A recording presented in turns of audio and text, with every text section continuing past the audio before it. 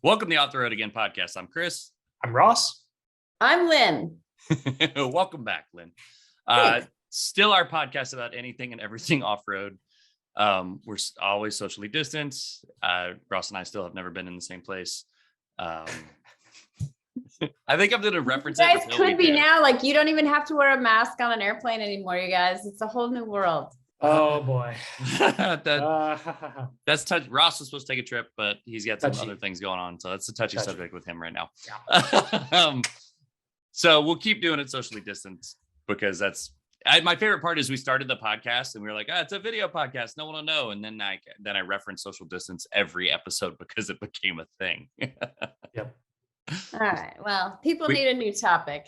Yeah. Our last episode will be our episode in person. Yeah, we will before the pandemic. That's all I'm going to say. Like, we started first. That's right. Yeah. Before it was chic. I didn't look up this image. I'm doing it right now. There was an auto show. There was an auto show. Things were teased. Or they were teased. They were debuted. Were you at New York? No, was not in New York. We auto shows are, unless it's easy LA, like, we don't really care. You didn't miss much. That's why we didn't go. It's so expensive to go for video, especially when you carry a crew of like 3, 4, 5 people. And like, you bust your butt to try and turn videos around. And unless it's a really big reveal, nobody's interested. And if it is a really big reveal, chances are they're doing it off site anyway. At this point, yes, that seems to be the case. Yeah. So, and there were no big groundbreaking reveals this year. I did. Listen, I was born in New York. I love going back to New York, but I'll go for other reasons. Yes, unfortunately, this year's New York Auto Show was not a reason to be in the city. Well, but at least first one back in 2 years. That's a big deal. Yeah, it definitely felt good to be back. It definitely was like a weight lifted, like, oh, we're back in the Javits Center. That's great. And that was nice, but the reveals, it was pretty light on the reveals. There were a lot of people, speaking of video, filming themselves with like the iPhone tripod, and then they'd like hit record pretty much, and then run away and mic themselves and then run back and like watch it. It was very funny to watch from the bystander's perspective. So one of the few somewhat exciting things is the Telluride's refresh. Yeah. It's pretty minor as far as like model refreshes go. And the Telluride's only been out for like 3 years.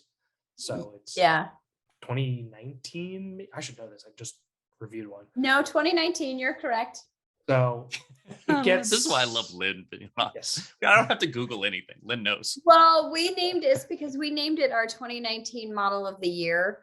That was the best new model of the year for Kelley Blue Book. We loved it. Everybody loved it. And then the world shut down. And then nobody could get a Telluride. Right. Absolutely. So they revised it. It has slightly new tech on the inside, slightly new front end, and an off-road I like trim. it. Yeah, I like good. it. I think it looks good. I thought it looked good before. Jury's still out for me on that new Kia logo. I still think it's a K and a backwards N. It is. That's just me. Inside baseball stuff. I work in marketing, and we had the same conversation saying the exact same thing. Yeah, I'm an ad gal, and for me, I'm like, I don't see Kia anywhere in that. Sorry, guys. Yeah. So that was one of the few exciting things. The next was the. Oh no, I skipped you. Oh, that's the Palisade. Okay, that's the new Palisade. I know, like, the Kia refresh, like, great, cool. Telluride basically looks the same. I think they changed a lot on the Palisade, and while the grille is different, the shape of the front end, I think, is overall better. Okay. I think the shape of the front end is fine, but what the funk with those Outlander lights? They're trying to do the Cadillac thing where there's the waterfall of lights that start at the top, go past the bodywork, and then connect again with the lights at the bottom. Yeah, but the lack of integration with the grill is like here losing me with that. No, it's that huge space around the perfect, like the rectangle that is the light, and it's totally isolated. If you pull up the Outlander, you'll see the same kind of like, yikes thing happening. What is that? What bothers me the most is that the top portion of that light that curves and is supposed to match like the curve of the fender flare is a different diameter curve from the fender flare. Do we get this Outlander? It's like OCD hell. That's a fail for me. Yeah. I like the front. I like the shape of the front end. I like the like sort of the big boxiness of it. But yeah, that's the same kind of thing. That's the Outlander, yeah. It's like Mitsubishi Juke. It's like they messed up and they put the wrong lights on the wrong front end, and they're like, whoops, they were too small. Oh well, we already did it. So whoops. Okay, whatever. That's funny. I don't like it. Hey, we're in the age of automotive design where everything kind of drives super similarly, so the automakers have to just throw crap at the wall and see what sticks. Or they just are like rummaging through the parts bin and they're like, sorry guys, this is all we got. That too. Like the Segways, like the new Outback, which has the the BZ4X. BZ4X. That's Toyota. So it has the Solterra. Wheel. What is the Solterra? It has the Solterra things. Yes. What is with the cladding? I'm sorry, Subaru and Toyota. This is not the Mask of Zorro. Like, what is that cladding on the front? It's cheaper than metal. Yeah. Is it though? I don't know. They're grafting plastic into metal. Yeah, but it's a dye. It just. You've seen the BZ4X too, right? It's not good. I don't know that I did. It only looks good in black because you can't see that cladding. You can't see that little weird like. It's like someone went like this. And that's why the Lexus that debuted today looks less bad because there's no cladding. I just can't. I completely missed this thing. Oh, it's fucking heinous. It's so bad. Hold on. You guys look at how the cladding cuts into the charger like door. Oh no. What's that? Hey, that's Chris. better. That's better than the Nissan Frontier fuel door that cuts into the fender and they cut it out the fender. Like at least knew you were going to say that. I knew. You can't talk smack about the Frontier. That's why I did not Lyn's today. here. The Frontier is great. Yeah, the Frontier is great. Except they forgot about the fuel door and the fender. That's it. That's the only down. It's like the lights on the Palisade. Oops. Yeah. Oh well, no one will notice. They weren't good. So let's move on to other subjects. So speaking of Nissan, segues again. Yes. The Pathfinder Rock Creek Edition has debuted. Yes. Which it's fancy. Trying to bring the Pathfinder back to something resembling its roots from as long as 10 or 15 years ago. So it gets 18-inch fake beadlock wheels, which is like a spike in the sole. It says off-road tuned suspension, which we don't really know what that means. It'll ride stiffer, but not. Yeah, we don't know what that means yet, but Lyn will find out at some point. Lyn will find out. I assumed Lyn developed it. I can neither confirm nor deny. It gets a lift. That's how we know. So now, instead of the 7.1 inches of ground clearance, you've got about 7.7, I think, in it. And 7.7. The Outback Wilderness, for reference, has 9.5. Yes. Yeah, the Outback Wilderness looks great too. I've seen it just out in the wild, and it looks terrific. Chris sends me pictures of them when he sees them. Well, because wilderness sighting. I'm in Kansas. Why? Like why? And it's one a week.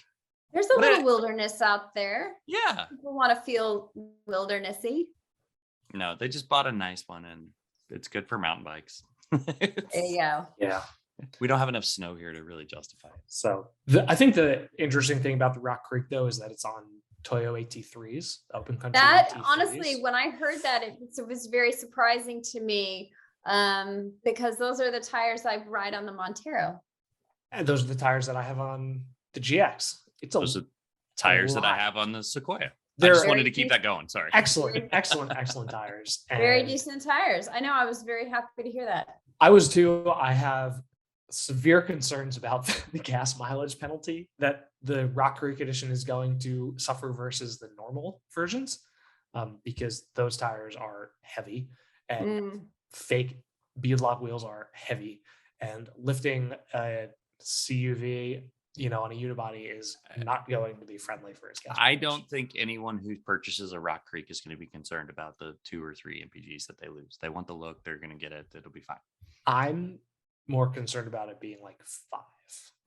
I mean, I think it looks really good though. It looks awesome.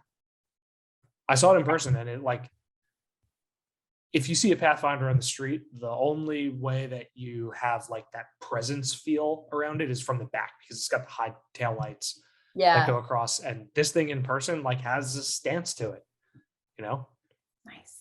So we'll see. And then our final little piece of news is just something I want to have relayed. And if Chris can bring this picture up, it's hysterical. The UTV driver guys have weighed the 2022 Polaris RZR Pro R, the 2-seater, not the 4-seater, so the small one, and it weighs 2,301 pounds. What? Yes, that is right. The Polaris RZR Pro R weighs effectively as much as the Mazda Miata. What if they put in it a fridge?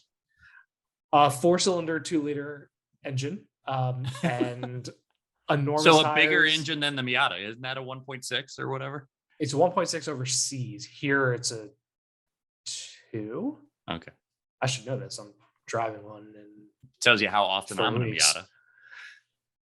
Yeah, so it's fucking heavy, which is, 2,300 pounds is crazy, because the whole point of those vehicles is like lightness, nimbleness, and fun. So like power to weight ratio, like supreme. What the heck? Well, it has 230 horsepower, so it's not slow. Oh, okay. But in 2010, the state of Massachusetts, with their public off-road parks, instituted a law that said nothing over 1,000 pounds was allowed to ride on the trails. At that time, the Polaris RZR weighed 999 pounds, conveniently. Right. It has since, in its highest trim, more than doubled in weight, which is not something the Miata can say. The current Miata is like spitting distance with the NA. Yeah. So we've, I don't know if it's like a jump the shark kind of thing, or we are just way off the deep end, but 2,300 pounds is just seems excessive for one of those things. Yes, can confirm. So that's all I have. Chris, what's going on with you? Vans. So many vans. Not the shoes. Maybe the shoes? I did get van mountain bike handlebar grips. I just haven't put them on the bike yet. They're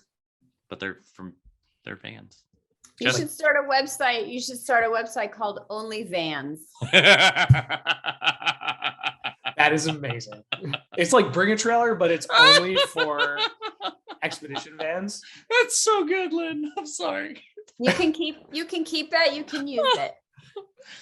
I want to text the marketing department right now. No, you do not. Do it. Only Vans. Same typeface. This is an extremely questionable Googling that I'm about to be doing now. Dude, incognito mode's there for a reason. What are you doing? Somebody owns the domain. Oh, rats. Smart. Okay. I guess we'll have to settle for it's van time also. It's camperized vans. Do what?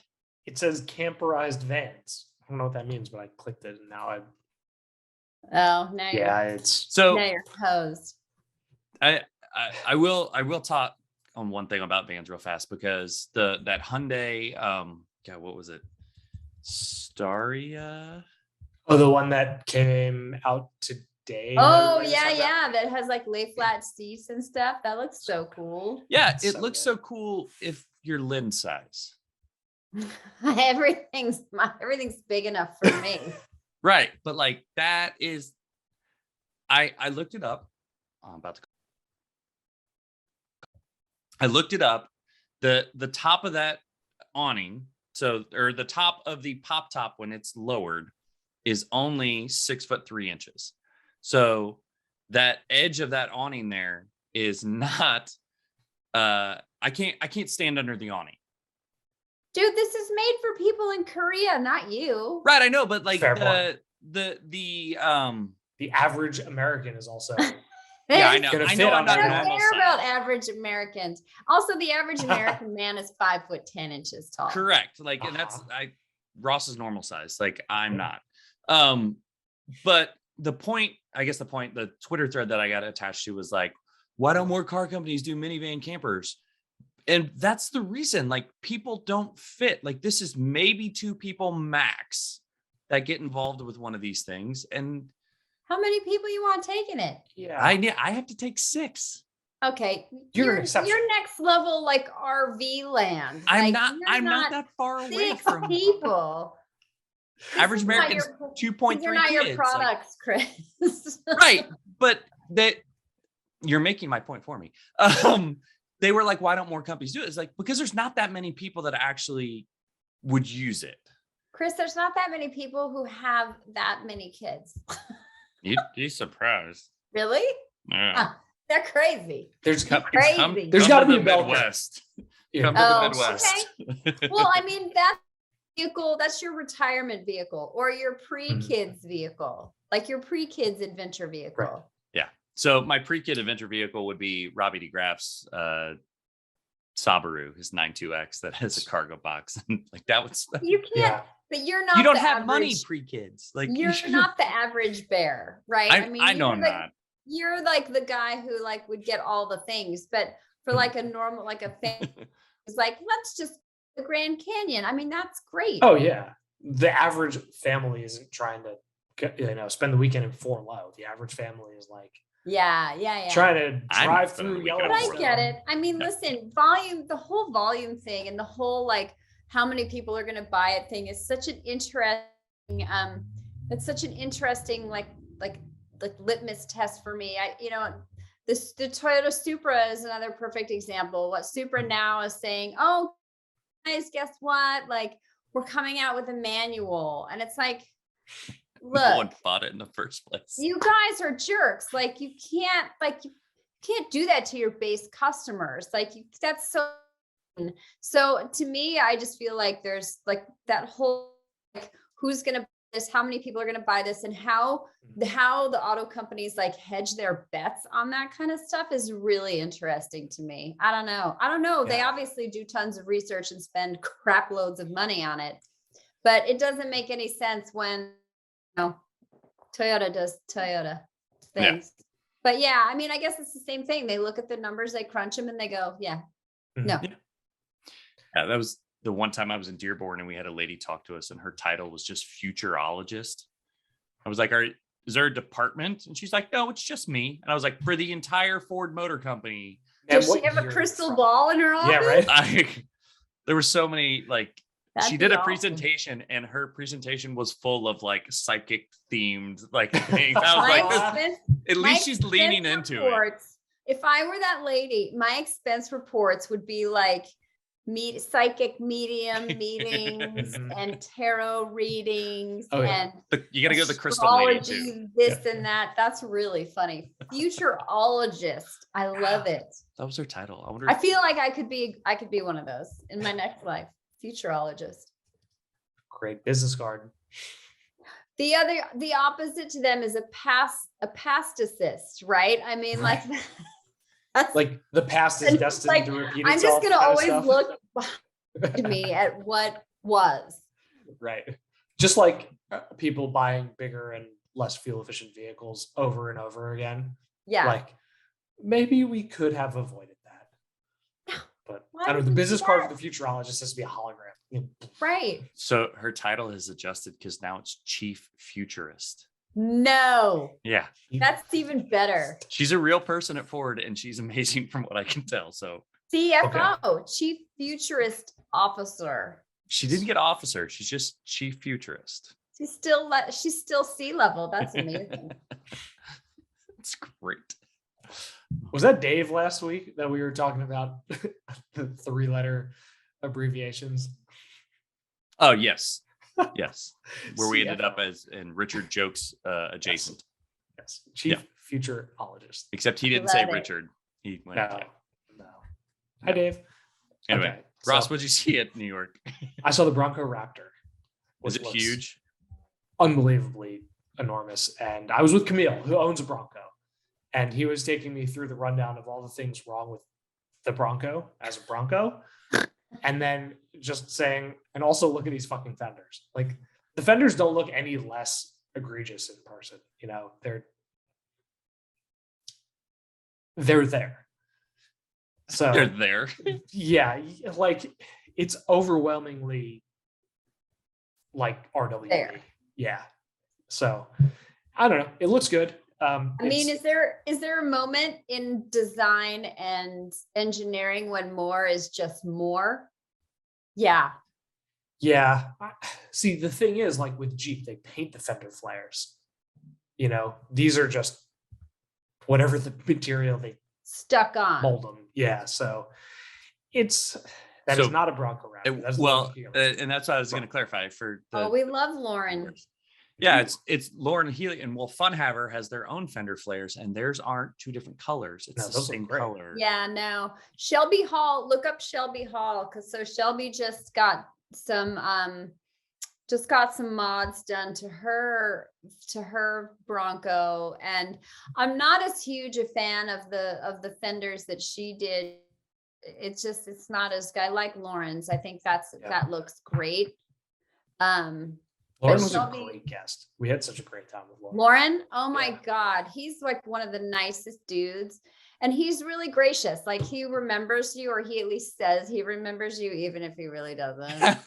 That's great people skills. Like, yeah. I absolutely remember you. Those look like rock blocks, mud flaps. Just like I unpopped a few rivets and popped the new ones on. Yeah, I'm not a huge fan of that look. Yeah, it wouldn't have been my first choice. No, same. But to be honest, the factory ones on the Bronco Raptor also wouldn't be my first choice. So. No. True. And I mean, there are some states in which you have to have fender flares that cover the outside limits of the tires. So, Kansas is not one of those states. Or we don't police it. Wow, I never would have guessed that. Yeah. You're not allowed stance. No stance. You can definitely stance in Kansas. No Carolina squat, no stance. No stance allowed in this state. That's a super weird law, but okay. Super weird thing to even like have in the world. It's like, no, you can't do that. Some of the best discussions I've seen lately are guys who are like, wait, they had to outlaw the Carolina squat? Like, they just wouldn't let those idiots ruin that on their own? Like, well, oh God, can of worms. But like, yeah, the Carolina squat thing is that if you're sitting, you literally can't perpendicular to the road, you can see what's in front of you. If you're sitting angled at the sky, you can't see anything except the sky. That's it. Like, somebody should do the how many kids can you not see in front of your Cadillac Escalade with a Carolina squat one? There'd be like 800 kids. That was like 2 weeks ago when all the articles were about how many kids you can't see in front of a 2500. That's like 2 years ago, but yeah, was it? Yeah, because it's like 17 toddlers sitting down in front of an Escalade, and the 18th one is the one you can finally see their head. But it's just a ridiculous image with all these kids lined up in front of an Escalade. Yeah, it's like the trolley problem. So you saw the Bronco. Yeah, saw the Bronco. Saw Tacozilla. Speaking of can't seeing anything. That looks good. It does look good. In person, it's like you don't have a scale for it in the pictures, online. Yeah. And you see it in person, and it's like it's got to be like 9 or 10 feet tall. It's like comically large. It looks like it is the same height as a high roof Transit. Yeah. But that looks like, there's probably like 10 too many things on it. I like the graphics. They look good. The graphics look fantastic. It could be 25% less camper and still be enough. Yeah, it's like a lot of stuff. Like, they could have taken the snorkel off and I'd be probably, I don't know. There's like I said, there's just like maybe 5 or 10 too many things on it. I do like the side exhaust. A lot. Side exhaust grafted into the bodywork, always good. So funny. But yeah, that one makes sense at least. It does. The only, like, looking at it in person, the biggest takeaway, other than that it's amazing and they should be building them by the dozen, is that the current Tacoma in stock form isn't exactly light on its feet. Or I was to say, I'm gonna have to edit that pause. No, none of them are. Yeah, I will argue the Frontier gets out of its own way.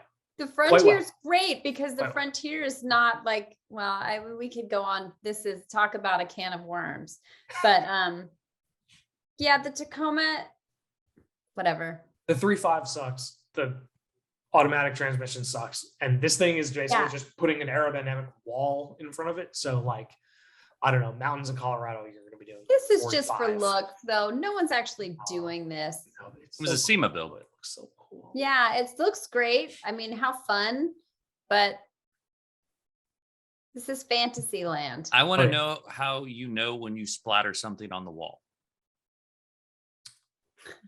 CSI comes to do the crime scene investigation. Like, it's pre-splattered. Yeah. Like maybe the art on the wall is splatter. Maybe they created it by splattering food on the wall. And I felt like the splatter was more of like a 90s vibe, where the outside graphics are like a late 70s, early 80s It does. It has like one of those like Formica countertop, like speckled look to it. Yeah, it's very 90s, right? Yeah. Like yeah.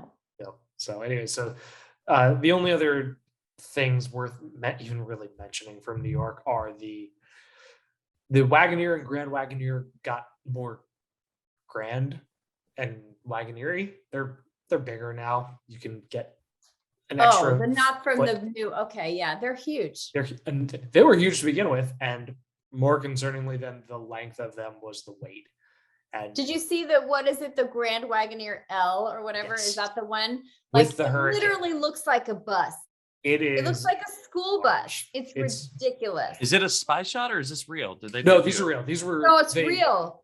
They drove it up onto a ramp.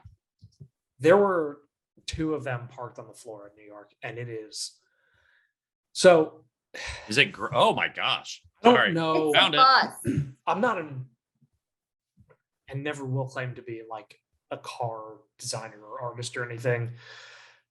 Something about the proportions between the amount of like body on the door and the windows, like Suburban looks smaller, and that makes the length look not as long. I don't know, more proportionate or something. This thing is fucking huge. I think to me it's the high belt line, it's the small greenhouse, and then because you see a lot of body, like you're not looking at a whole lot of window, and so you're just looking at a whole lot of car, and then you tack on that extra, what is it, 5 or 6 inches on the butt of that. The whole thing is a foot longer overall. Oh my, yeah, it's too big. That's a bus. There you go, Chris. There's your party of 6. Yep. I mean, they drive pretty well, and the 6.4 is good, but it's a good thing that they have that Hurricane engine now, and hopefully it's more efficient than the 6.4, because I averaged 9.8 miles per gallon when I had the Wagoneer for a week. Wow, that's no one needs that much car. Where the hell are you parking that thing? You're not. My garage. Your garage. What is your garage, like a +2? That would not fit in my garage. Oh, I live in the Midwest. I live in the Midwest. I have a Midwest sized garage. Like it's I live in the West for the people in Ohio. I live in the West. More people live in the cities. Yeah, I could probably count on my fingers and toes the number of cars on sale today that fit in my garage. Well, like the Kia Carnival is a much better example of something that could move 6 people around and be efficient, be the correct size. Like people who don't have really kids cool while you're doing rave about the Kia Carnival. Like I still haven't driven one.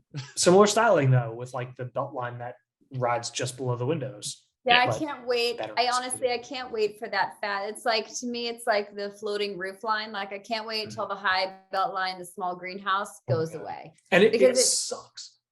Also, it's really crappy. If this is a vehicle for kids and you've got a kid in there who's like, I can't even look out of the windows because the windows are like so high. Like everyone suffers from it. I think Mazda probably suffers from it the worst. Like the windows are soon going to be like Countach windows where you're like, I don't know. It's so weird though, because I think that's a thing. Chrysler invented it, like with the 300. That was where it started. So right? stupid. Anyway. And then we had the Camaro that made it worse. And then like the JK Wrangler closed off the greenhouse for the TJ. But it suits the Camaro, because the Camaro is like a car that's like on so many levels, it's sort of stupid, like, right? I mean, it's not a practical vehicle. It's an awesome vehicle, but it's not practical. Something like the Grand Wagoneer or these are supposed to be practical vehicles. Yes, and it's especially frustrating because when Jeep brought out the JL Wrangler, they said, look at us, we're bringing the belt line down, we're making the windows bigger so you can see more. And then now they come, with the Grand Wagoneer, which is like, I don't want to do anything in anyone's defense, but like from the inside of the Wagoneer, I felt like the greenhouse was great on the inside. It's just, it looked weird from the outside. Like, can someone shed some light on the front passenger screen for the Wagoneer? Why the hell do we need a front passenger screen? And they're not the only ones doing it. I just drove in the EQS, the Mercedes EQS. Oh, no. They've got one in there. Didn't Ferrari start it? Ferrari started it. I'm like, why do you want someone jacking with your music? Well, like, don't touch my shit. Don't. Well, you really don't. All it's done is eliminate the opportunity to slap their hand, because now they can reach out in front of themselves. They don't have to reach to the middle. Like, I literally call this like the divorce package, because if someone's gonna mess around with my music or like change the settings on the thing, it's like, what are you doing over there? No, get your iPhone. If you're bored, figure it out on your own. Why are you messing around with the driver's stuff? I don't understand. It's a great point. You know that line from Jurassic Park, like, just because you can doesn't mean you should. Like, well, they spent so much time trying to figure out if they could, they didn't stop to think about it. They're like, hey guys, let's put another screen in here. I mean, I don't know. I was talking to a colleague about it. He's like, yeah, in 5 years, this like A pillar to A pillar screen thing is going to be like the mutton chop arms of like 1980s wedding dresses. Like, and everyone's going to be like, oh my God, like, why did I wear that? Yep. So I'm hoping, again, this is like a thing. We're like getting it out of our system. Like the same thing with like no buttons at all. Like let's just get that out of our system and then move on. Things that references are great. Things that should have never happened. Volume 1. Right? I mean, these are regrets that we look back and we're like, oh God, it's just another thing to. Right. Can you imagine the fifth owner of a Grand Wagoneer trying to replace the passenger side dash screen? No, dear. Just use the center one. Right. Do you remember to unplug the battery before you started fucking with the airbag? No. Right. Great. It's going to cost us $5,000 to fix the passenger. Nope. See ya. Assume service position. So silly. Anyway. God. Okay. That's all with New York. Let's not talk about that until next. You want to talk about please. EVs? No. I saw Kia EV6 in person today. Oh, they look awesome. They're great. 2 days ago. They look great. That and the Ioniq 5 are really something else. The crazy thing is I've got all these friends now who are starting to ask me, they're like, oh, what's EVs? And I'm like, Kia and Hyundai, best products out there. And they're like, Kia? Yeah. Hyundai? I'm not buying one of them. What about the e-tron? I'm like, you can spend a shit ton of money if you want, but these other products are really good. And they're just, people won't have it. But I mean, maybe they're confused with the logo. They don't know it's a Kia. No, I think they just get confused because they think Kia sounds like it's not a premium. Well, listen, I'm in LA, so everybody gets really hung up on that kind of stuff. Yeah. So it's not 2004 though. Like, because the design is great, like the goods are there, What do you think about the styling of the Genesis version of this EV platform that they're doing? I love everything that Genesis does. The little weird mouth. The little weird mouth thing is a little funky to me on the is that on the Speedium or whatever it is? Like that new kind of, they've extended the lights to go into the grill. That's a little like kitschy, I think. A little kind of like maybe a little gimmicky. This one, right? Not that one. If you see, it's like, I mean, that's beautiful. Yeah, I love this one. That's gorgeous. Yeah, give me 2 of those. GV60 is the GV60. The GV60, yeah. So it has this like on the grill, like the 2 lines kind of go like this, and there's a light that goes up at the top, and then a light that kind of comes down at the bottom. I mean, it's a do less. No, that's not it either. What? It literally says GV60. No, that is the GV60. But look up the Speedium. Speedium, which is the coolest flipping name of a car in a long time. That is like 1950s or 30s, right? Like coach builder. Drive that. Is it? It's not what I shared before. No, the one I shared before is the Genesis X concept. That's the one that came out. Yeah, like this week. I don't know. Like Danger Mike showed it to me, or Mike Danger, or whatever. That thing, that's it. Yeah. Oh, that looks so good. Come on. Those wheels look like the OCD person's nightmare. But look at that. You guys, that looks like something Mercedes would put out. That's it does. Beautiful. South Koreans. So, but I do think that there's just like a little bit of like, it's like the mouth that goes like this. It's got a little baleen whale at the bottom. Like it's a little funky. I probably, if I was going to extend that line, I probably would have just extended the 2, like completely wrapped it around the front instead of doing the little like V down here to mimic the grill. But I'm not going to complain about that ever. God no. It in a weird way reminds me of Ralph Lauren's crazy Mercedes thing that he has. I can't even remember what it's called. Is it the one from iRobot? No, that was an Audi. Yeah, it's like these long-nosed, like concept cars, like Mercedes or like the Aston Martin 177. That's like ridiculous. Like these just big, huge, like long nose, SLR, like front engine, redonkulous things that are just gorgeous. Oh. It just asks Ross, so many questions. Wasn't the SSK I was expecting? It's like an old car. Other SSK there is. No, I put in his name also in my search. Yeah, no, the black one with the huge, like over fender things. It's batshit crazy, but it's something about that Genesis reminds me of it. But yeah, I don't know. The GV60. So I would argue that cars that Genesis is making look better than any of the Hyundais or Kias, but the Hyundai and Kia electrics look better than the Genesis. Yeah, I wouldn't disagree with that. I mean, I like it, I think, but I'm just predisposed at this point to liking kind of anything just because I feel like, okay, they've bought currency with me. Mm-hmm. Yeah, they make good shit. Yeah.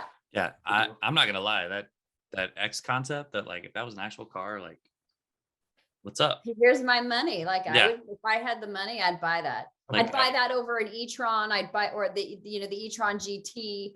I'd buy it over, I'd buy that over a lot of really expensive stuff.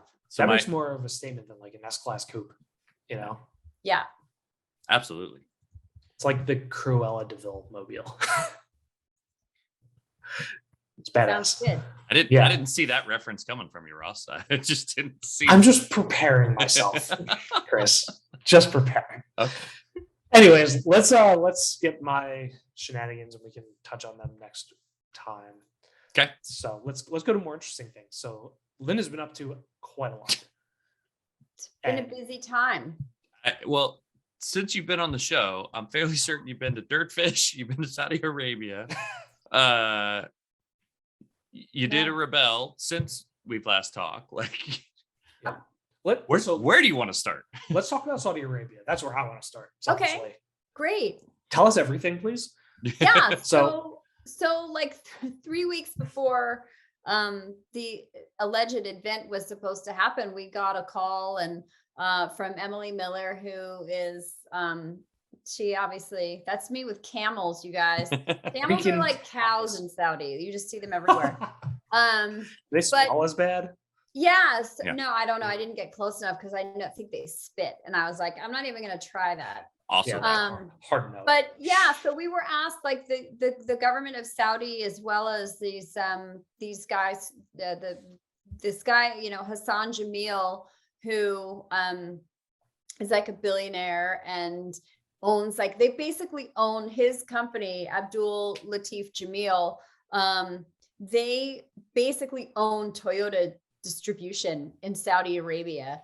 And yeah, and they're like, listen, you know, women are starting to learn how to drive and we want to support women doing cool stuff. And they saw the Rebelle and they were like, this looks really cool. Like, let's do that here. And they were like, okay, great. How does 3 weeks sound? And where everyone's like, okay, because you can just do that in Saudi, right? You don't have to get like land permits from the BLM and all of that kind of stuff. So yeah, so they asked us, so that's me and Sedona. That guy holding the flag that's Hassan Jameel. We love him because he used to date Rihanna. Oh my God. We were like, oh my God, we met a guy who dated Rihanna. Like, that made us feel really cool. Not where I saw that sentence going. I know, right? But that's what chicks do. So well, it's like Ross and I do that with like automotive people. Like, we're one away from Seinfeld, or we're one away from I know. Like, you guys are like, we're one away Hi, from Johnny. Rihanna. Yeah. Riri. I'm 2 away from Rihanna. There you are. So, like, I'll pay attention to that. So yeah, so Emily wanted to kind of, they asked if she knew of some teams who would be willing and interested in going and competing and supporting this event. And, you know, listen, Saudi Arabia is not without its controversy as far as its government is concerned and how things are kind of handled, human rights issues and all of those kinds of things. But, you know, listen, I think progress happens. It happens more slowly than some of the rest of us would like, but that's not up to us, right? Mm-hmm. Things don't necessarily happen in my time. And so Emily basically opened up the opportunity to Rebelles who had competed in all 6 Rebelles. And while that is not me personally, that is my teammate. And she did not have one teammate consistent throughout the whole thing. I'm the closest thing she's got. And, and we were like, yes, hell yes, we would love to do that. So yeah, she actually did not have a passport. Look at us there. She did not have a passport at the time. So she had to get like an emergency passport. And so that's us with the other 2 American teams. That's Emmy Hall and Rebecca Donaghy. You guys know them. Yep. And then to my, like, if you're looking to my right, that is Dana Saxton and her daughter, Susie Saxton. So Dana has done all 6 years. And then Emmy and Rebecca have also done all 6 years. So this was really about like because there's so many teams could have invited, right? I mean, there's like probably 20 teams who could have gone and represented, but she decided that the people who had been, you know, full-time 100% Rebelles would get the first crack at it. And so, yeah, so all 3 of our teams, we all kind of agreed, like, this is a wonderful opportunity to support these women, some of whom we knew were like just gotten their driver's license like a week or a month or a year before. I mean, let's not even talk about like how much wheeling I've done, but literally like just gotten their driver's licenses. And so the pack of us flew out there, and you know, there were so many things like, oh, we'll get you a car. Oh no, you need a car. Oh, take camping gear because there's a bivouac, but so it was really kind of like we had no idea what to expect. So we kind of expect like planned for the worst and for the craziest things. So we took our air compressors and we took our Max Tracks with us, and we took like all kinds of stuff. You know, Wagon Tech, like they sponsored Sedona and I, and they were like, here's an air compressor and here's a this. And so it was just really funny that we've got all this gear basically. And you know, we got out there. And so the rules were really interesting. They used rule books from they kind of like patched some rule books together piece from things into both where they wanted Dakar, exactly, from Dakar, but then like cross country Baja. And Dakar was in Saudi Arabia. Dakar was in Saudi. So yeah, Saudi's really trying very hard to open up to tourists.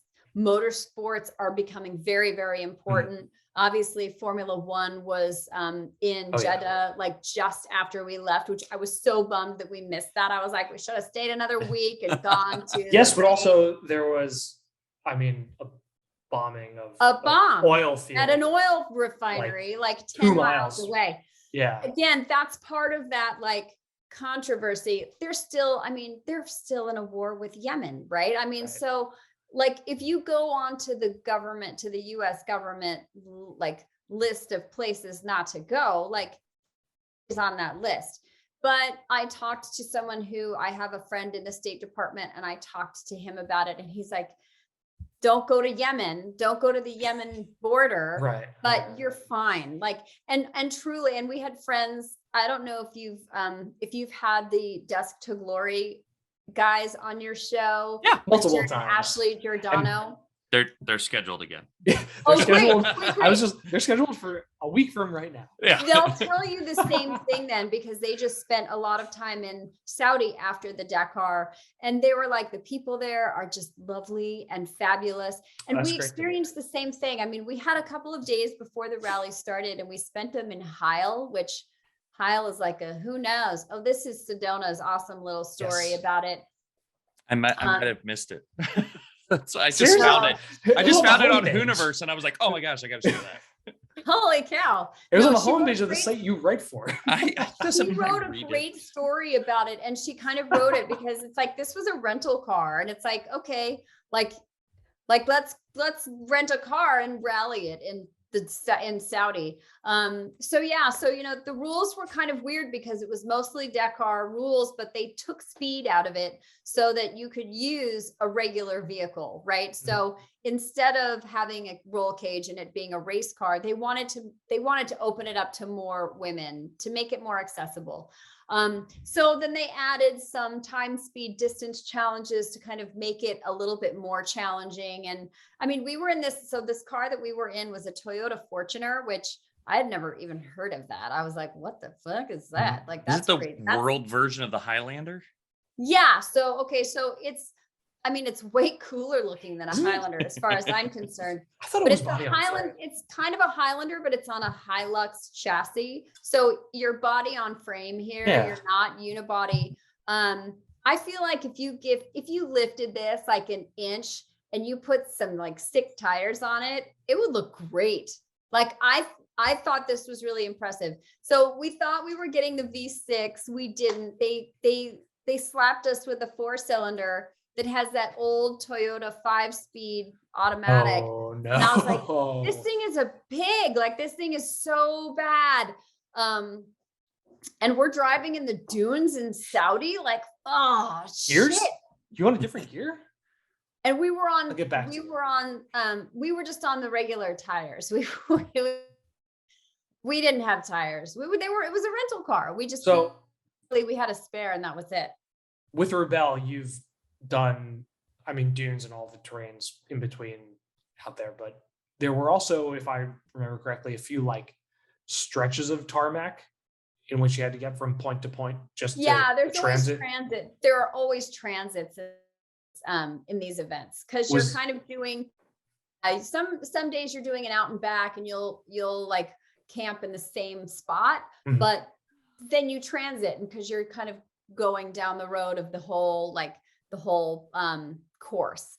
But yeah, so there's always tarmac. Yeah, I mean, we're driving in this like basically on like these crappy, I want to say they were, what were they?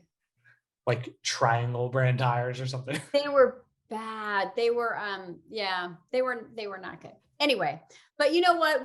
We made it work, and I'm so familiar. The great thing about my job is I get in and out of different vehicles, and I know engines and transmissions, and so it's really easy for me to kind of make adjustments on the fly and get to know vehicles quite quickly. So So, you know, we did pretty well. I mean, the first day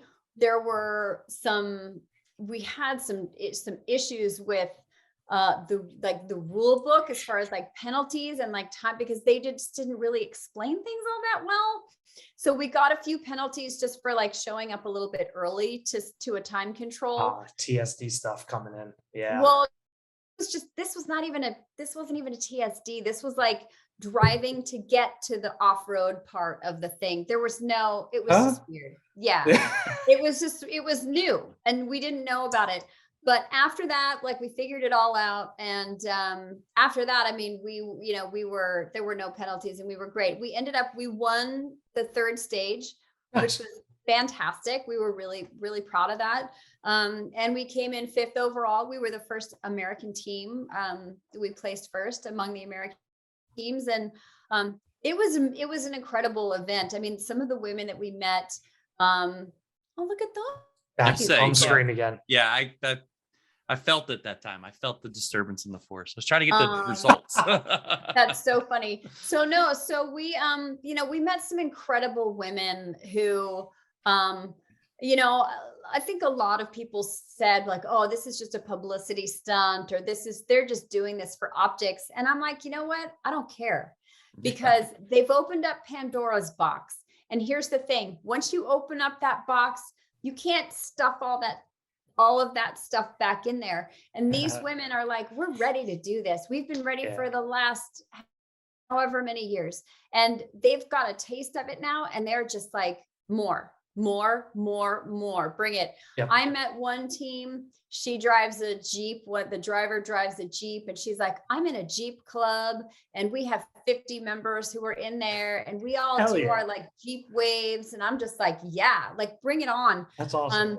And you'd be really, really surprised. Like a lot of people ask me, did you feel safe? Like, did you feel, listen, we would walk around the town, we would go into grocery stores and people would ask us like, oh, are you from America? Like they were so excited to see us and to meet us, and really warm and welcoming. I mean, tourism is very new to them.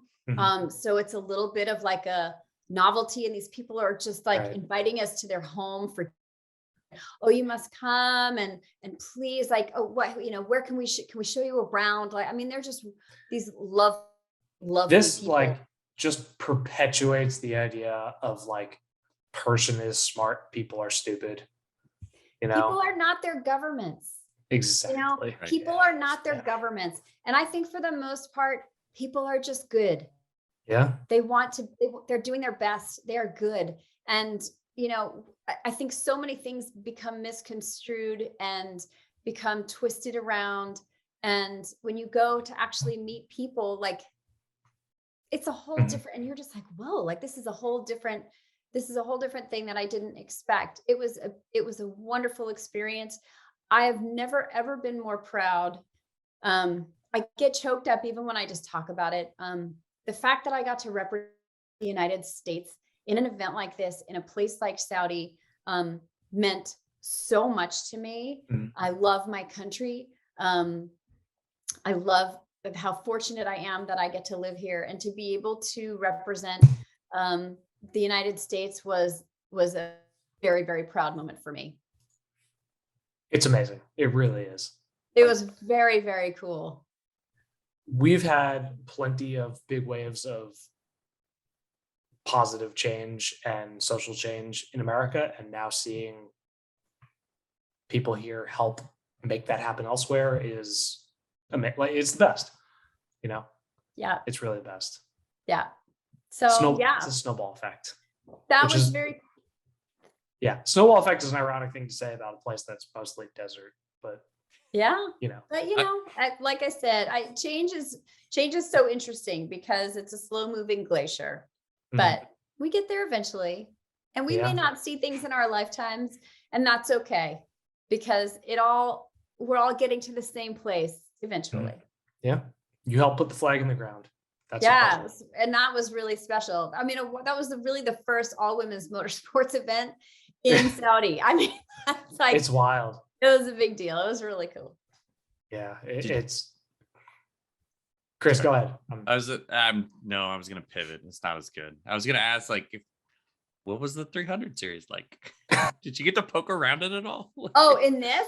Yeah. Okay. So I have a fun story about this. So this car, the number 10 car, this was driven by a woman named Dania Akil. She is like a Saudi, she's like a hero in Saudi because she is a rally champion. She drives the T3 class in Dakar and in the cross country Baja series. And so they invited her to participate in the rally. And normally she drives little Can-Am cars. I mean, she's in very lightweight, very high powered cars. And so this was the first time that she had driven that beast of a thing. Oh my God. And a Land Cruiser. it's a huge change. And so we got in some soft dunes on the third day, and she had some trouble. And she kind of got into a spot like over a berm that she just did not like, she really didn't spot it. And then she was like, oh gosh, like then tried to get out of it. And literally like Sedona and I came up on her, and the car was like sticking up like this, front passenger wheel just out in space, spinning. And she's like dug in somehow with the 3 other wheels. Sedona and I we like park our little piece of shit Fortuner. We grab our little mini Max Tracks because we didn't even bring the big. We're like, you got the like little folding ones? Fine. Yeah. The tiny little ones. And we're like, okay. And we run over to her and she's like, I need someone to tow me out. And I'm like, oh girl, you're fine. You don't need a tow. You're fine. And she's like standing there watching us. And she's like, what are these chicks doing? And we're like digging out the back wheels and we're jamming the little mini Max Tracks under there. And she's like, I have no power. And that's, we're like, well, because it's all going to that wheel. Like that's why you have no power. So we're like building up the sand under that one. We put another team's like Max Tracks underneath that front wheel.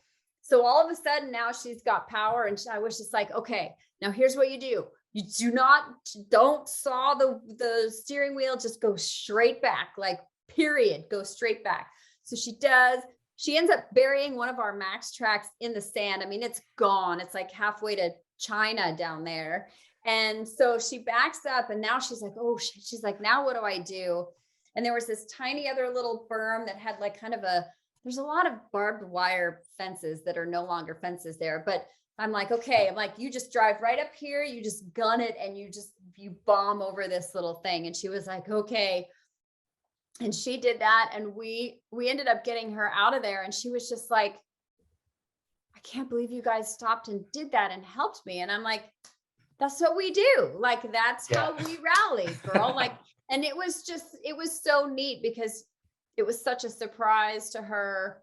Men don't do that during, the thing. If you're stuck, someone's like, like, smell you later. Cue the video of like hammers with people climbing over each other. Right. But this was like, it was so neat. Yeah. She's such a super cool woman. I interviewed her, the story that I wrote in the New York Times, and boy, I mean, she's groundbreaking. She's breaking barriers and shattering ceilings all over the Middle East. I'm just so excited for her. And she's like an old soul, but she's super young. Like she said to me, she's like, I really envy like women who are my mom's age. And I was like, I'm your mom's age. Because she's like, they can really understand and they really appreciate the significant change that's going on here. A lot of the younger women are just like, oh no, this is normal. And they don't know how, like, they just don't appreciate how much it means because they're accustomed to it now, right? Which is great. But she was very, very cool lady. I really enjoyed meeting her a lot. Super cool, like consummate professional. That's amazing. Yeah. Badass driver too. And tall. She's like 6'2", just like gorgeous 6'2" woman. Like, yeah, she was rad. Tall for us normal people. For me, I mean, yes. For a woman, 6'2" up there. Yeah. Not a lot of tall women. Uh-oh. We have a freeze. Uh-oh. Oh, you're back. Uh-oh. Oh, there you go. Freeze has unfroze. I can clip that. Do we want to go to something else that's all-wheel drive? I mean, I could tell you really fast about Dirtfish. I don't know if you guys have ever been. I have not. Is Dirtfish the one in Washington. New Hampshire or Washington? It's in Washington. Which is the one in New Hampshire? Team O'Neill. Team O'Neill, thank you. Yeah, there's another one. I want to go to all of them. Rally Ready's in Texas. Team O'Neill's in. Yeah, Rally. Let's go to Team O'Neill. Rally Dave, right? Texas Dave. Texas Dave. Texas Dave. Yep. So Dirtfish has been on my bucket list for a really long time. And like in March, it's, International, Month of Women or whatever, Women's History Month in March. And oh my gosh, I hated that I had to wear a mask. I was just really super bummed about that, just because like you want these things to kind of last forever, and that just clearly dates the stuff. But I had this killer instructor who he's like the head of instructor people. Emmy and I went, we're idiots. Love it. That's our guy, Nate. Was that? Yeah, he's amazing. So we did the rear wheel drive in the BRZs, and you guys, it lives up to the hype. I mean, 100% lives up to the hype. They're so good. Like I learned so much, and you kind of figure out so much about weight transfer and left foot braking. And, I've done a lot of track driving, and like line choice is so different when you're rally driving versus when you're driving on a track. Like you're not just even looking for the shortest distance, you're looking for the distance with the line with the most traction. And so it was just this whole new kind of world that opened up and was just super cool. I loved every second of it. I wanted to do 10 more days in a row. It absolutely changed the kind of the driver that I am, which I love. And I'm definitely a better driver because of it. And I can't wait to go back. Looks and sounds like a fantastic time. Yeah, it was great. And then you slap in Emmy Hall with it, and you're just like, oh, this is off the chain ridiculous. Yeah, we love Emmy. But they did. So Dirtfish originally they offered it up as hey, we're doing an all women's course. And I was like, that sounds really cool. That sounds great. The first one filled up so fast that they opened up another one. They ended up doing, I think, 10 of them. That's all women. And that to me is that's so exciting. Mm-hmm. Women get behind that wheel and learn how to drive and better your skills. And there's just, I just love that. It was so cool. So super cool. It was a great experience. I had a lot of fun. I feel like one of the other rally schools does a similar, I think it's Team O'Neill. They also do women only, because dudes mess things up. Dudes, here's the thing about dudes, and you'll talk to any driving instructor and they'll say the same thing. Dudes come in thinking they know everything. Women come in thinking, I don't know anything. And so the difference between men and women is men are I'll show you how skilled I am. And women are just please teach me. Yeah. Women are so infinitely teachable. And for the most part, don't have that kind of bravado about their skill level. Even if they're good, they'll just be like, oh, I'm okay. I'm a decent driver. And then suddenly you're like, are you flipping kidding me? She's sliding around. You're doing J turns out there. What the hell? Oh God. Oh, froze again. I think women are just more open to kind of hearing feedback and suggestion. Mm-hmm. Definitely. This is true. So let's go to O'Neill. I know where it is. It's 20 minutes from where we go quadding twice a year. Do it. Highly recommended. We'll take one of these. Let's do it. Oh, yes. You guys. You touched it. So I also touched it. I sat in it. Most of the time, Toyota will do stuff that's stupid that I don't agree with. You guys, this is a Toyota product that I could 100% put my money down on. I know 3 people who have. So and I haven't even driven it yet. Close friends with 3 people who have 500 down on this thing. So you see, Toyota Corolla GR hatch? GR Corolla. It's the GR Corolla. Okay. Do you guys see the first comment there? Misha Periphery. Yeah. Yes. Okay, so that guy, he's in a band called Periphery. He's like, it's like a metal band. I've never heard the band, but he and I are friends. As somebody who listens to metal, I can recommend. Okay, great. I believe you. I think he's probably a great guitarist, but like I said, metal's not my jam. I'm more into like 80s pop, but he drives a 991 Porsche GT3 Touring. Okay. He also not slow. No, he currently has a McLaren. He drives a 720S Spider, which he is now trading for the Corolla GR hatch. He's trading it for the speed. Is it the Speedtail? Speedtail? Sure. Yes. Like the 260 mile per hour car or whatever. Yes, he's trading it for that. He also just bought the Defender 90 with the V8 with the Carpathian package. So this guy is a car guy. Where's my calendar? This guy is like bananas, and he's literally like, 28. I need one of those. He's well, if he can afford those things, he can afford like 6 of these. Dude. Well, he's like, I need a car that I can just kind of bomb around town in. And I'm like, this is your, and have no one this realize is your Huckleberry right here. Like, and I just got to listen, I didn't get to drive it, but I did get to kind of shift it and just like move it around in this little space. It sounds great. Shifts are super smooth. Like throws are short. Like it just, I can't find anything wrong with it yet. And it's a 3-cylinder. 3 cylinders always sound so good. Yes. Like, and raspy little motorcycles. Like Misha will tell you why 3 cylinders sound good is because the pitch, like the distance of like pitch, it's like why 5 and 10 cylinder cars sound good too.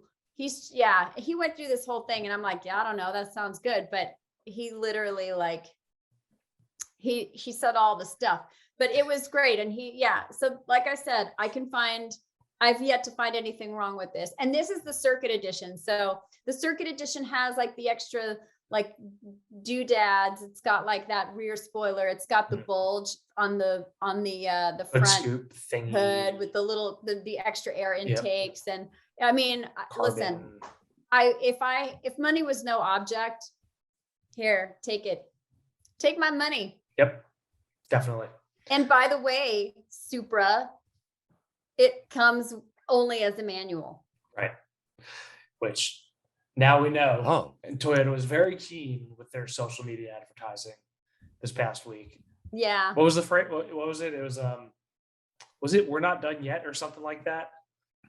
With what? Which one? With the manual Supra.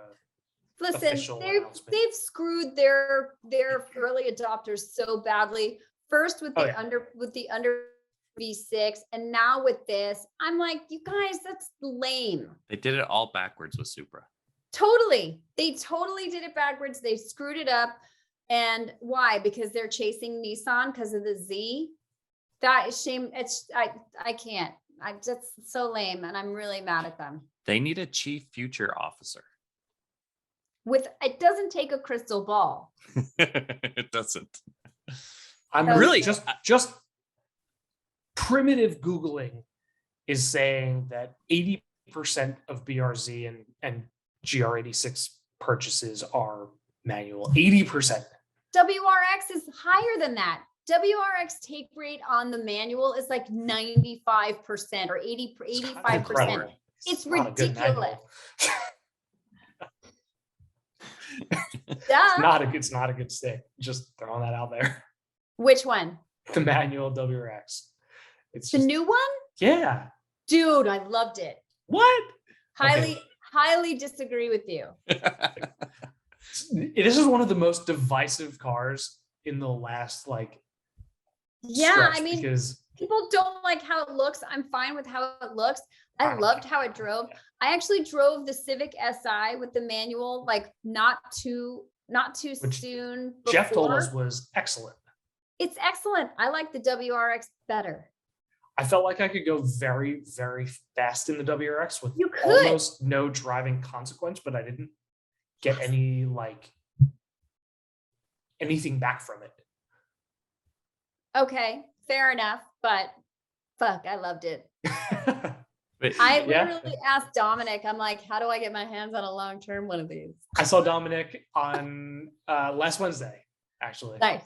We were hanging out in the Radwood exhibit. So that's nice. That's yet another person that all three of us know and talk to. Like, I like how that looks. The only thing that they did that was stupid on here is the cladding on the wheel arches. But other than that, it's fine. That's my smallest problem with the car. That's like segues. Since I know that we have like only 10 or 15 minutes left, is saying the cladding on the WRX is the least problematic thing about it, like saying the engine is the least interesting thing about the TRX. Ooh, Chris, how's that for a segue? That's a good segue. It took us 100 plus episodes, but we finally gotten segues down. Because Lyn and Jeff just compared Raptor and TRX. Yes. Okay, so on that one, I feel like it was really not a fair comparison for a couple of reasons. First, that was a great day. We got to jump trucks, which is always fun. And I get to give him shit, which is also always fun. He's one of my favorite people in this business, and I love it. That's also one of our pastimes. Giving Glucker shit. Yes. He's great. And Emmy and I are just like, he has matinee idol hair and he's like so perfect and amazing.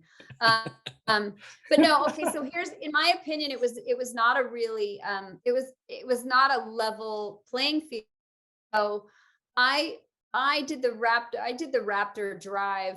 We were in, we went to Dumont Dunes, and I really got a chance to really just work the crap out of that truck. Mm-hmm. I mean, high speed, like washboard, high speed whoops, like big dunes driving. And I really got to put it through its paces. The TRX, I did not have an opportunity to do that. So I really didn't feel the suspension working in the same way that I did the Raptor. So for me, the Raptor is still like number one. Do I need that much horsepower in a big ass truck like that? I don't know, because I don't Raptor R to compare it to at this point. So for me, it was a really tough one.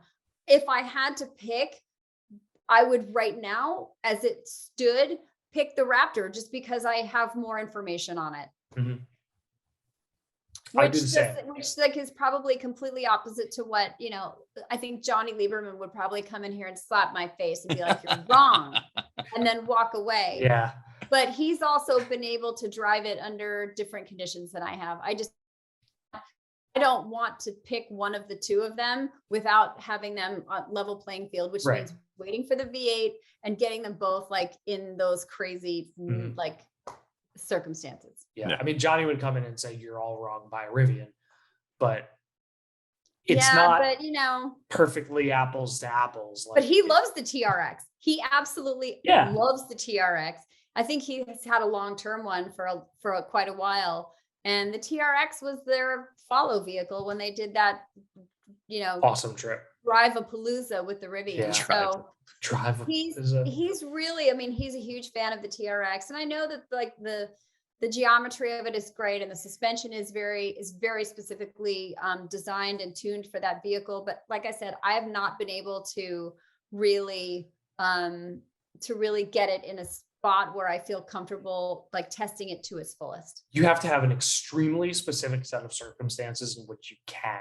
Yeah. And I did that. I got to do that with the Raptor, and thank you, Ford, for putting on for such a good program in order to really squeeze as much juice out of that thing as possible. I did not go on the TRX program. So really hard for me to tell. That's fair. Russ, who did we talk to that like dropped a TRX off a ledge? Was that Everyday Driver? It was allegedly Todd from Everyday Driver, allegedly. All right. And I don't think it was necessarily dropped a TRX off a ledge as much as it was landed a TRX on the ledge. Yikes. That sounds like funny. Not something I want to do. If you watch their video, there are some cuts in that video in which the TRX is bashed to hell, and some in which it is perfectly fine. Lyn's face on how high the truck is in the air. Yeah. They look like they had a fucking great time.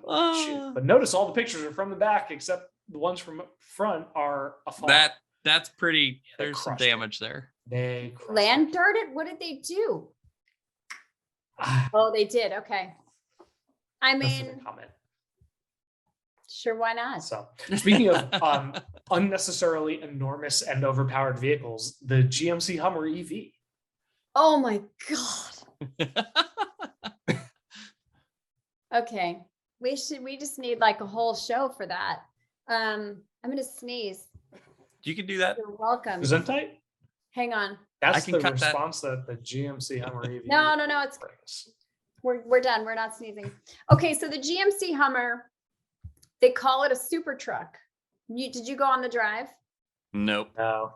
Okay, first of all, look at how big that thing is. And that's like fully, now that is like fully like deployed as far as like the ride height goes. That is not extract mode, incidentally. Extract mode is a really cool thing where it will rise up another, I want to say 6 inches from what this is. Wait. But you're fully extended, right? So your shocks are like, there's no rebound on your shocks. So you're not going anywhere. You're just literally like raising up to get out of a gross, like a high center or a bad situation. So listen, it has some amazing tech on it. Crab walk is super cool. All these EV trucks and big vehicles are getting rear wheel steering. This one happens to be 10 degrees in the back, and you can like basically drive diagonally, which is a super cool feature. So it drives a lot. It's terrifying. It drives a lot than you would think, which is great. It makes it nice and maneuverable. It's way overpowered. It's 1,000 horsepower, I think. And they say something like 11,000 pound-feet of torque, which they do it like creatively where they're doing the torque at each wheel and then they're adding it up, which is horseshit. It ends up being about 100 pound torque.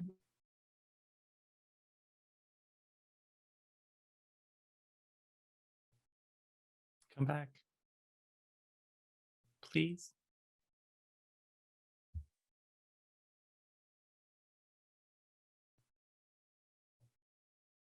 Is she coming? They're frozen. Am I frozen? Yeah, and we're back. Bingo. I did. I'm back. You cut out right when you were talking about the individual torque. Oh, okay. So that was individual torque, but like the whole torque is basically like 1,200 pound-feet of torque. Okay. But the thing weighs 9,000 pounds. Not a joke. 3,000 pounds of it is battery. That is. So your momentum when you're driving on the freeway at like 80, 85 miles an hour is like absolutely just like mind-bogglingly insane. And to me, the brakes felt like it was under braked. It needs more brakes. I mean, just the momentum alone was like, oh my God. Like there were a couple times when I thought, oh, I got to get on that brake. Like, yeah, I got to get on that like heavier footing. Does it do a crazy like pitch and nosedive type thing when you brake hard? I mean, yeah, and maybe that you would get used to, but right out of the gate, you were just like, oh my God, like this is so crazy. They call it a super truck. And if you're comparing that to like a supercar that's like, so it's like super stupid. It's way too fast. It's like, it's so disruptive the way that it looks. And I think, what did I call it it's like, it's basically like bombast on 4 wheels. Like it's ridiculous. It goes 0 to 60 in through like less than 3.5 seconds. That's so silly. It's nuts, but that's what a supercar is. Is this the first super truck? Like, yeah, technically what I would call a super truck in that way. Does anyone need this thing? No one needs this thing. what about like the LMO too? Like that LM2, the Lambo from the Rambo the Lamborghini Lambo thing. Yeah, I think that went that fast. Oh no, it did not. But that looks the part. Again, this is like the first edition sold out in 10 minutes, $112,000 for the edition one. It's so silly. It really is silly. Is it like good to drive, or is it just so overwhelming between the weight and the power and the size? And yeah, I mean, the interior is like, there's a lot of plastic and a lot, which you want because, like, my God, you have to save weight somehow. Right now it kind of feels like a little bit of a novelty item. It's really cool to drive. I mean, people looked like you were driving and people were looking at you. But yeah, I mean, no one's going to take this thing off road, even though there's like sick off-road tech on it. And you could like pretty much do anything with it. But yeah. So would like to reiterate that in 2002, when the H2 came out, it had kind of the same effect. Yeah. Like it has all this off-road stuff that nobody will ever use. It is unbelievably enormous and heavy and inefficient considering what goes into it, and there's like hysterical cost cutting. So that was this show. We were saying, the past is destined to repeat itself, and here we are.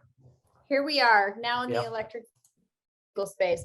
The one question that I had for GMC was, all right, talk to me, because it's basically the batteries are stacked, 2 stacks on top of each other. There are 24 of them.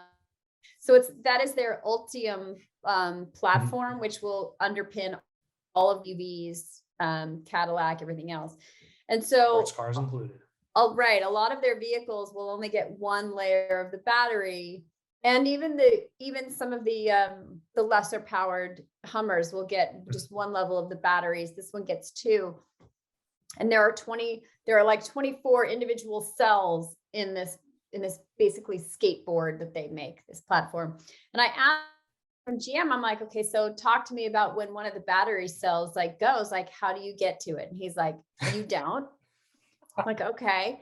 And then I was like, so talk to me then about the, what's the life of this vehicle? And he's like, that's the life of the car. And I'm like, and what? And he said, well, there's it's warranted for like 8 years or 100,000 miles, and I was like, or 100, and I was like, okay, well, but what does that mean, like in real terms? Yeah. And he said, probably like 15 years. And I was like, okay. I'm like, I don't think that's not enough for serious truck people. And that's like best case scenario. It's 15 years for a truck that's costing close to, if not more than 100,000. Oh no, it's more than 100,000. Yeah. So that first edition is that's like saying your 2007 model year vehicle is obsolete and we cannot keep it on the road anymore. Yeah. You're done. Scrapped. Ridiculous. That's the Sequoia next year. Yeah. Yeah. It's crazy because, and I think truck people, you guys know truck people are like, I'm going to just, how long can I wring this towel out? Right. It's like 300, I can get 300,000 miles out of this. There's a dude in town with a Nissan hardbody that is doing the it's weight reduction. The rust reduction. Yeah. One of my best friends owns what was my Avalanche. It's a 2005 Avalanche with coming up on 300,000 miles. Like, in that vein, we still have some work to do. Yeah. So, I mean, it's very interesting to me. I think that, what do I think? I think that it's kind of, it's just like, it's new tech, right? I mean, this is entry level stuff. This will all trickle down into a lot of other things that will make it really usable. And it's like any of my friends who ask me again, to bring it around full circle, ask me about buying EVs. I'm like, don't buy, lease. Not there yet. Lease your Don't EV. do it yet. Lease your EVs, which unfortunately, we looked at leasing the Mustang Mach-E and it was like $850 a month. Like, no. Crazy. That was a base car with all-wheel That's a good drive. pick. It was a base car. That was a no option vehicle with all-wheel drive. That's insane. Yeah. So I've got 2 facts for you. Top speed on the Lamborghini LM002 was 118 miles an hour. Okay. So not terrible though. I'm actually shocked at that. Okay. It doesn't tell me how often it did that. No. One time. 0 to 60 with all is 7.7 seconds. Yeah. Over twice as long as a Hummer. Yeah, I was saying the Hummer's like what, 3 something? That sounds about right. And the Hummer VE EV is 1/10 of an inch wider than the H1 Hummer. Yeah, I believe that. Which has been our reference.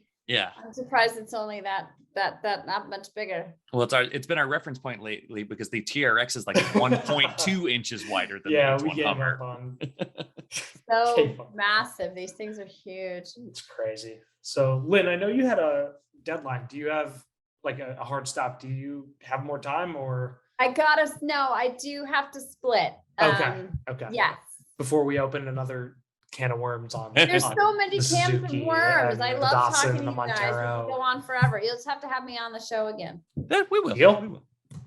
So I'll wrap it up. You can rate and review the show on iTunes or Apple Podcasts or just about anywhere. We're on all the platforms. So whatever platform you're listening or watching on, please review it. Say something. And if you're not, let us know where you are listening. Oh, yeah. If I don't, kind of curious. Yeah. You can follow Lyn. It's at Lyn, LYN, 2_ Woodward on Instagram. And then, of course, Kelley Blue Book is KBB_com and KBB.com on Twitter. So yes. And our YouTube channel is KBB. She steals it from me sometimes. Oh, next one. Sorry. It's okay. You can read Sedona's article about the Jameel Rally that I completely whiffed on Hooniverse. So the Hooniverse on Twitter, the real Hooniverse on Instagram.